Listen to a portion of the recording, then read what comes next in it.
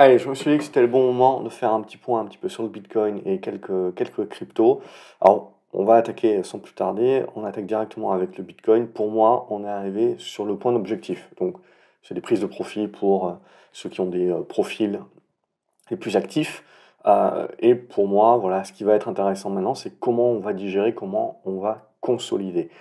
Le plus important pour moi, c'est de tenir cette ancienne zone des 31 000 dollars. Tant qu'on va tenir cette zone des 31 000 dollars, je pars du principe que le signal qui a été donné début octobre est toujours valide. Donc on reste positif et on reste à achat sur repli. À partir du moment où on repassera sous les 31 000 dollars, on se dira c'est pas bon. Ok, mais à ce stade-là, on a juste pour moi on atteint un niveau intermédiaire. Si on veut pousser plus loin, si on veut casser ici, c'est là où on peut créer un petit peu plus d'expo et aller chercher à nouveau les 38 000 à 40 000 dollars.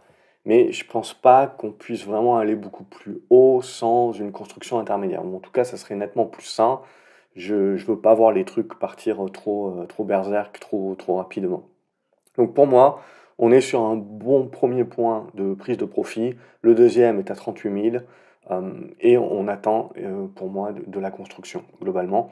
Au niveau Ethereum, ça va être la même chose, sauf que là, également, on est sur le point de résistance. Si ça lâche, c'est là où on peut avoir l'expo qui nous permet de revenir chercher les 2100.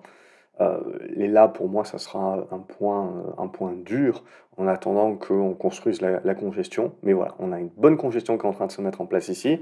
Voilà, pour moi, on reste haussier globalement jusqu'à preuve du contraire à ce stade-là et on reste acheteur sur repli. Donc, ça reste sur ça. Et si on prend quelques cryptos qui étaient assez fortes et dernière fois, on retrouve la même chose hein, sur AV, pardon, pour l'exemple.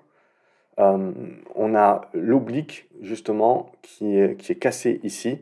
Hop, et on a la petite congestion ici qui a été à nouveau cassée et on booste.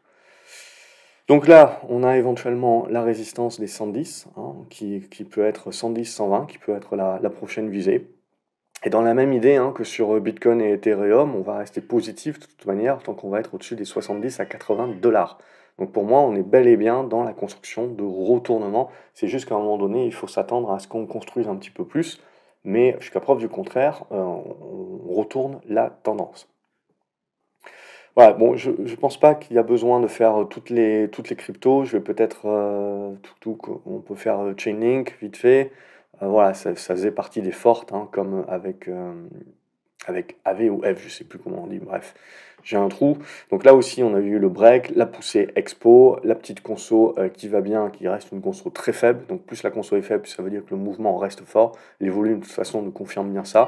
Donc là, voilà, on a un point de blocage, on le voit bien, hein, au niveau des 12 dollars. On peut éventuellement pousser jusqu'à cette zone des 13 dollars, mais il faut considérer que c'est un point de blocage qui va demander certainement un peu plus de consolidation. Et si on va regarder le Ripple XRP, on a également les cassures de résistance qui vont bien, on a le blocage également sous les prochaines résistances. Ici, on voit les 63 centimes de dollars, sinon la prochaine c'est 66. Et là aussi, on va rester positif hein, tant qu'on ne repasse pas en dessous des 55, on reste positif sur la dynamique actuelle. Solana, sinon, qui avait plutôt bien fonctionné aussi sur son break, on voit, a poursuivi le mouvement. Donc on voit là aussi, comme sur AV, une petite congestion très rapide. Vous le voyez, hein, quand les consos sont très très faibles, ça veut dire que vous avez probablement encore sous la pédale. Donc là, on commence à arriver sur les niveaux de résistance horizontaux ici. Donc là, par contre, il faut peut-être s'attendre à un peu plus de zigzag et de construction, un petit peu plus longue que la précédente, le temps de reprendre le souffle. Mais typiquement, on voit que nos copines, les cryptos, ont pris de l'avance sur les actions lorsqu'on on a voulu un petit peu jouer la fin de la hausse des taux. Donc on est en plein là-dedans. Sandbox, qu'est-ce que ça nous fait? Bon ben là, Sandbox, c'est juste pour prendre l'exemple des cryptos qui sont de moins bonne qualité, on va dire graphiquement parlant, et qui ont donc du retard. Elles font des rebonds qui sont appréciables, mais vous voyez, elles ne sont pas encore en retournement. Donc c'est bien ça la différence de ce marché qu'il faut voir. Il y a quand même un tri des patates qui a été effectué. Et là, on le voit sur les cryptos donc de moins bonne qualité graphique. On a du rebond technique, mais on ne peut pas encore parler de retournement. Pour autant, on est potentiellement en train de créer les congestions dans lesquelles on est là-dessus. Et donc c'est les cassures, notamment de cette zone des 40 à 42 centimes de dollars, qui peut créer la poussée de retournement. En tout cas, c'est ça qu'il faudrait regarder. Et sinon, Polygon Matic, on est dans la même chose que Sandbox pour moi. On a le rebond qui se fait, on va chercher la résistance. Je pense que là, il y a la congestion qui se met en place et c'est là que ça se joue. Si on arrive à déborder les 70 centimes de dollars, on peut réussir à pousser sur les 78 à 84 centimes de dollars et ça sera ça le gros morceau à franchir ensuite avant de pouvoir parler retournement aussi. En tout cas, les configs sont plutôt propres. Et si je vais regarder quelques actions maintenant rapidement, MicroStrategy, on retrouve la même chose. Les actions crypto en fait avaient pris énormément d'avance et avaient d'ores et déjà construit des belles tendances. Et on a passé l'été finalement à congestionner.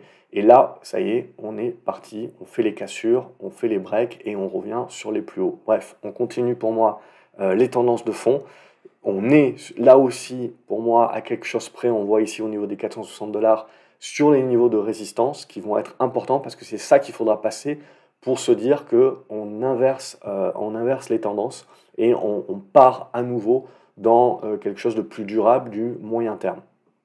Et si je regarde ma copine Marathon, où on peut faire Riot, on se retrouve là, elles ne sont pas encore parties, mais ça va être la même idée, c'est de se dire, sur la cassure ici, on va revenir sur l'horizontale, et si on arrive à casser cette horizontale, on valide la volonté de remonter à nouveau sur les plus hauts. Donc on en est là, et Marathon, donc on voit MicroStrategy qui est en avance par rapport à des plus petites capes comme ça.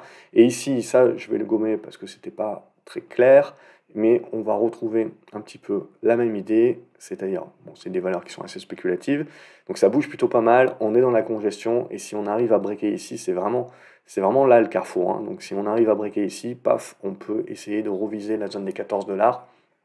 Donc ça va se jouer là, sur la capacité à valider des retournements encore sur ces valeurs-là. C'est pas fait, mais c'est pas mal dans les starting blocks. Bon, on voit que le marché est revenu de toute façon en mode risk on. Et ce qui est très intéressant, c'est que c'est les cryptos qui ont eu 2 semaines d'avance par rapport aux actions, alors que précédemment, c'était plus les actions qui avaient eu de l'avance par rapport aux cryptos, ou en tout cas qui avaient délivré des performances supérieures. Donc ça, voilà, c'est assez intéressant, et ça va dans le sens, de toute façon, où le marché a encore beaucoup d'argent, est encore relativement liquide, et donc n'hésite pas à être pas mal volatile et pas mal réactif par rapport aux différentes actualités. Voilà, c'était pour faire en 7 minutes chrono globalement le petit tour du propriétaire. Et voilà, comme d'habitude, j'espère que vous appréciez les vidéos. N'hésitez pas à vous abonner à la chaîne, à liker les vidéos, à me dire ce que vous en pensez dans les commentaires, quelles sont les cryptos ou les actions crypto que vous privilégiez. Et je me ferai une joie de vous lire, de vous répondre et de vous dire à la semaine prochaine pour l'analyse crypto et à demain pour l'analyse des marchés et de la macro. Salut les graphes.